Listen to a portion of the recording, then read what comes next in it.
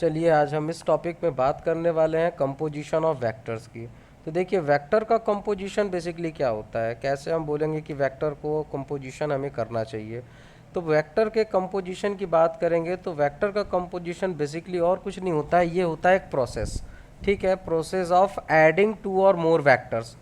ठीक है, हम क्या करते हैं जब हमारे पास दो या दो से ज़्यादा वेक्टर दिए होंगे तो बेसिकली हमें करना क्या होगा, जो भी वेक्टर्स होंगे उन वेक्टर्स का हमें एडिंग या तो सब्सट्रैक्शन करना होगा। ठीक है, तो basically composition of two vectors का मतलब ये होता है जब हमारे पास दो या दो से ज़्यादा वेक्टर्स हों उनको हम ऐड करें और ऐड करने के बाद हमें कुछ रिजल्टेंट मिलेगा, यानी कुछ रिजल्टेंट वेक्टर ही मिलेगा। क्योंकि वेक्टर का एडिशन हो रहा है तो वेक्टर ही मिलेगा, तो उस रिजल्टेंट वेक्टर को ही हम क्या बोलते हैं, कंपोजिशन ऑफ वेक्टर बोलते हैं। ठीक है, तो कभी भी अगर आपसे पूछा जाए कि what do you understand by the composition of vector, तो composition of the vector is the process of adding two और मोर वेक्टर्स और finding resultant of the vectors is called the composition of vector.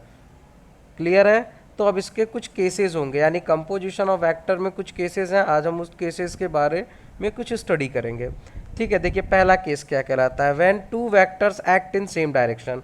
हमारे पास कोई भी दो vector दिए गए हैं जिनका डायरेक्शन जो हो सेम डायरेक्शन। सेम डायरेक्शन का मतलब अगर हम इसको पिक्टोरियली डायग्राम के अकॉर्डिंग समझेंगे तो सपोज करिए एक वेक्टर ए है। ठीक, अच्छा वेक्टर का जो रिप्रेजेंटेशन होता है उसको तो हम समझते ही हैं, वेक्टर का रिप्रेजेंटेशन हमेशा होगा तो उसमें दो चीज़ें होंगी, ये पार्ट हमेशा कहलाता है हेड और ये पार्ट कहलाता है टेल। ठीक है, तो हमेशा क्या होता है, हम जो कॉम्बिनेशन लेते हैं तो दो ही टाइप का कॉम्बिनेशन होगा, हेड टू टेल कॉम्बिनेशन। इसको क्या बोलेंगे, हेड टू टेल कॉम्बिनेशन। अगर हेड और टेल कॉम्बिनेशन है इससे साफ पता चलता है कि जो वेक्टर है वो वेक्टर सेम डायरेक्शन में है।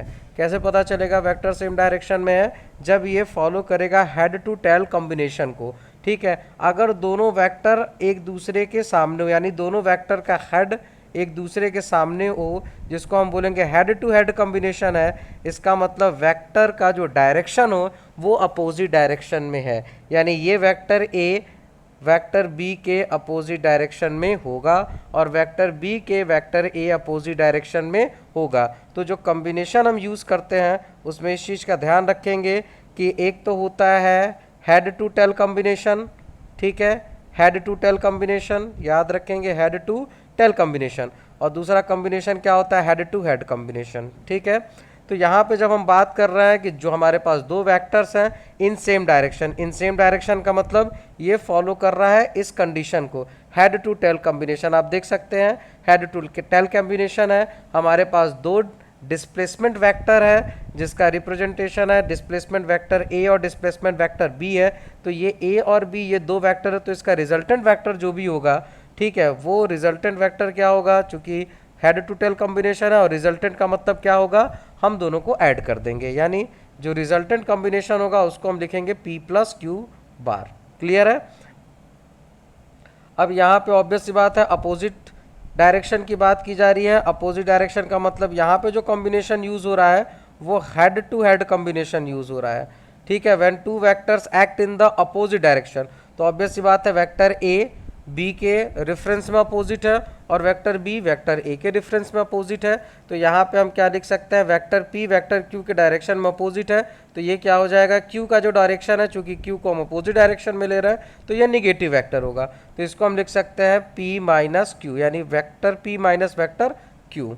और जो थर्ड की बात करेंगे, यानी when two vectors are inclined to each other, अगर दोनों वेक्टर क्या है एक दूसरे के रिस्पेक्ट में इंक्लाइंड है। इंक्लाइंड का मतलब ऑब्वियस सी बात है, आप समझ सकते हो कि यहाँ पे एक ट्रायंगल की बात की जा रही होगी। तो let the two vector two displacements are represented by, यहाँ पे हम बात करेंगे डिस्प्लेसमेंट को, तो displacements are represented by A B bar. ठीक है, जिसको हम पढ़ेंगे vector A to B bar जिसकी क्वांटिटी है p और बी सी बार जिसकी क्वांटिटी है q। Then the resultant displacement is, तो रिजल्टेंट डिस्प्लेसमेंट हम निकालेंगे, ऑब्वियस सी बात है ये रिजल्टेंट डिस्प्लेसमेंट होगा क्योंकि ये दो वेक्टर्स हैं। ठीक है, तो ये रिजल्टेंट डिस्प्लेसमेंट क्या होगा, तो ये इन दोनों का ऐड होगा।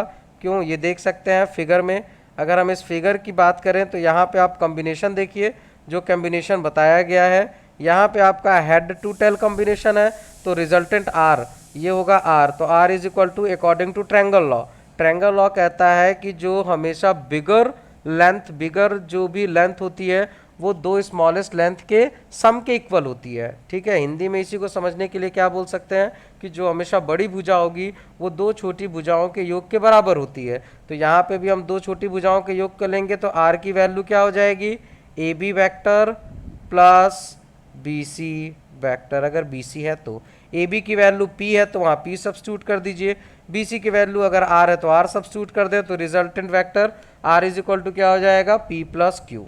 ठीक है, क्लियर है। तो यहाँ पे हम कुछ पॉइंट है जिसको हमें नोटिफाई करना है कि when two vectors p and q are in incline to each other showing the figure 1 there sum is given by resultant r is equal to p plus q। For adding two vectors we following two rules. ठीक है, basically दो ही rules की बात की जा रही है यहाँ पे। अगर हमें एडिंग ऑफ वेक्टर करना है तो एक होगा ट्रायंगल लॉ ऑफ वेक्टर और दूसरा होगा parallelogram law of vector. But for addition of more than two vectors we follow the polygon law of vectors.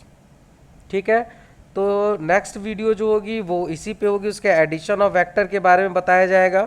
ठीक है, कि एडिशन ऑफ वेक्टर क्या होता है, उसमें वेक्टर लॉ जो यूज़ करेंगे तो हमारे पास क्या है, ट्रायंगल लॉ होगा और पैरेललोग्राम लॉ होगा। और सपोज करिए चूंकि ट्रायंगल लॉ तब यूज़ करते हैं जब हमारे पास दो वेक्टर हो और पैरेललोग्राम लॉ तब यूज़ करते हैं जब हमारे पास दो से ज़्यादा अप टू 3 वेक्टर्स हो।